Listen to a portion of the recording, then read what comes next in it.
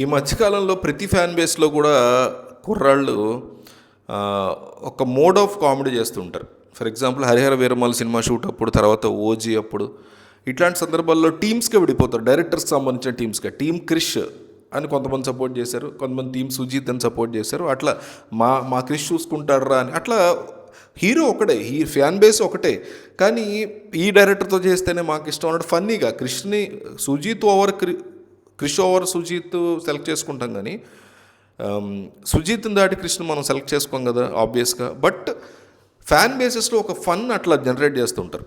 ఇప్పుడు ప్రభాస్ ఫ్యాన్స్ ఈ ఈ ఈ రకంగా సరదాగా విడిపోయారు వీళ్ళు కూడా. ఎట్లా అంటే ఒక ఒక వర్గం మొత్తం జై మారుతేలాగా, ఒక వర్గం మాత్రం సందీప్ రెడ్డి వంగ.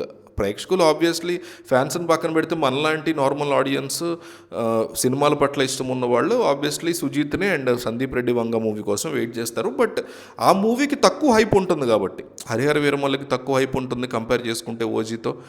ఈ మూవీ దీని పేరు రాజా సాబ్కి స్పిరిట్తో పోల్చుకుంటే ఆబ్వియస్లీ తక్కువ హైప్ ఉంటుంది కాబట్టి దాన్ని హై చేయడం కోసం, తమ హీరో సినిమాని హై చేయడం కోసం వాళ్ళు అట్లా సరదాగా చేస్తూ ఉంటారు. అయితే చాలామంది మారుతిని ఫస్ట్లో క్రిటిసైజ్ చేసిన వాళ్ళు, వెటకారంగా వెనకేసుకొచ్చిన వాళ్ళు సెకండ్ ట్రైలర్ వచ్చిన తర్వాత సైలెంట్ అయ్యారు. ఎందుకంటే ఎక్సలెంట్గా కట్ చేశాడు ఆ ట్రైలర్. అంటే హర్రర్ కామెడీ వేరు, డైరెక్ట్ హర్రర్ వేరు. ఇది డైరెక్ట్ హర్రర్ మూవీ కాదు, హర్రర్ కామెడీ. సో అందువల్ల అక్కడ విఎఫ్ఎక్స్లో కానీ, ఆ గోస్ట్లు కానీ అంత సీరియస్నెస్ లేదు. ఆ గోస్ట్ల విషయాల్లో లేకపోతే ఆ హర్రర్ విషయంలో టూ మచ్ ఆఫ్ సీరియస్నెస్ లేదు. ఏదో ఫన్ని ఇంక్లూడ్ చేసి కొంచెం వెటకారంగా ఆ దెయ్యాలు అవి చూపించడం ఇదంతా జరిగింది. సో మారుతిని సెకండ్ ట్రైలర్ తర్వాత అందరూ నెత్తిన పెట్టుకున్నారు. ఓ మారుతి, సూపర్ మారుతి, ఎరగదీసావు నువ్వు, ఈ మాత్రం అయితే నీ నుంచి ఎక్స్పెక్ట్ చేయలేదు. హిందీలో మీకు any kind of horror movie పెద్ద హీరోల వైపు నుంచి వస్తే విపరీతంగా స్త్రీ లాంటి మూవీ, స్త్రీ 2 స్త్రీ 3, మనం ఆ సిరీస్ ఫాలో అవ్వం, మనకు ఐడియా లేదు. హర్రర్ మూవీ సిరీస్ హిందీలో ఆ మూవీ బాగా కలెక్ట్ చేసింది అబ్బా. ఏంటి, శ్రద్ధా కపూర్ పెద్ద హీరోయిన్స్, పెద్ద పెద్ద హీరోస్, స్టార్ క్యాస్ట్ కూడా ఏం లేదు శ్రద్ధ కాకుండా, అయినా కానీ విపరీతంగా కలెక్ట్ చేసింది ఆ మూవీ. సో అట్లాంటిది ఒక pan India super star Prabhas నుంచి ఒక మినిమం ఉన్న ఒక హర్రర్ మూవీ వస్తే హిందీ ఆడియన్స్ విపరీతంగా దాన్ని యాక్సెప్ట్ చేస్తారు. అందువల్ల సెకండ్ ట్రైలర్ వచ్చిన తర్వాత చాలామందికి నమ్మకం వచ్చింది. ఓకే, మారుతి ఎరగదీయబోతున్నాడు, మంచి అవుట్పుట్ ఇవ్వబోతున్నాడు, అబ్బా మారుతి చూసుకోండి అనే ఒపీనియన్ జనాల్లో ఆల్రెడీ గట్టిగా బిల్డ్ అయింది. ఇప్పుడు అదంతా బిల్డ్ చేసుకున్నాడు మారుతి. తన ఇంటర్వ్యూస్ని కానీ అవన్నీ కొంచెం కామెడీ ట్రోల్ చేసినా కూడా, బట్ స్టిల్ అవి కూడా కొంత మొమెంటమ్ని బిల్డ్ చేసాయి రాజాసాబ్ మూవీకి. ఓకే, మనం అనుకున్నంత వరస్ట్ కాదు కామెడీ, మనం అనుకున్నంత వరస్ట్ కాదు మారుతి, ఓకే బెటర్గానే వచ్చాడు అని ఇంత బిల్డ్ చేసి కూర్చున్నాడు. ఎప్పుడు డిసెంబర్ 31 అర్ధరాత్రి దాకా, అర్ధరాత్రి 12 గంటలకో 1 గంటకో సందీప్ రెడ్డి వంగ స్పిరిట్ ఫోటో వదిలాడు.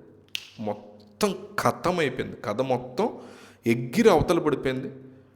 అసలు రాజాసాబు గురించి మాట్లాడుకోవడమే మానేశారు ప్రభాస్ ఫ్యాన్స్. 7 రోజుల్లో సినిమా ఉంది, కరెక్ట్గా 7 రోజుల్లో సినిమా, 9వ తారీఖు సినిమా రిలీజ్ ఉంది.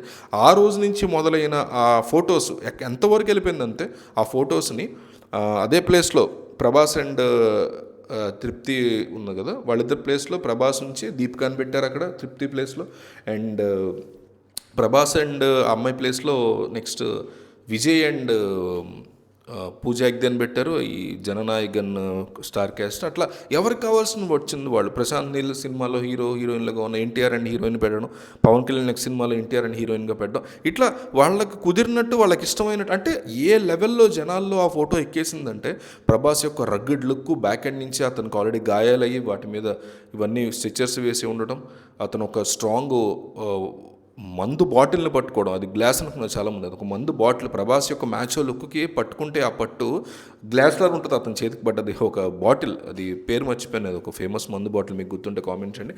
ఇట్లాగా ఒక లెవెల్ ఆఫ్ హై వచ్చేసింది ఆ స్పిరిట్ పోస్టర్తో. దెబ్బకి రాజాసాబ్ గురించి జనం మర్చిపోయే సిచ్యువేషన్ వచ్చేసింది. సో అందువల్ల నిజంగా పాపంరా మారుతి అనే ఫీలింగ్ జనాల్లో వచ్చేసింది. రాజాసాబ్కి అంత బిల్డ్ చేసుకుంటే ఆల్రెడీ నెగిటివిటీ ఉంది, అంత సీన్ లేదు, మారుతి పెద్దగా ఏం తీయడు, ప్రేమ కథా చిత్రం తీశాడు కానీ అది కూడా శకలక్ శంకర అతని పేరు ఏదో ఉంది, మర్చిపోయి అతని పేరు. అతని కామెడీ వల్ల క్లిక్ అయింది తప్ప అంత స్టఫ్ లేదు, సినిమాలో ఆ సినిమాలో కూడా.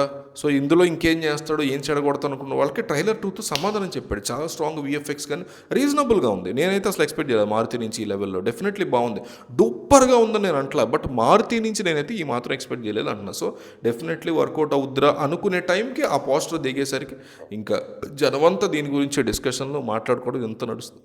సో ఈ అంశం మీద మీ ఒపీనియన్ ఏంటి అనేది కామెంట్ చేయండి.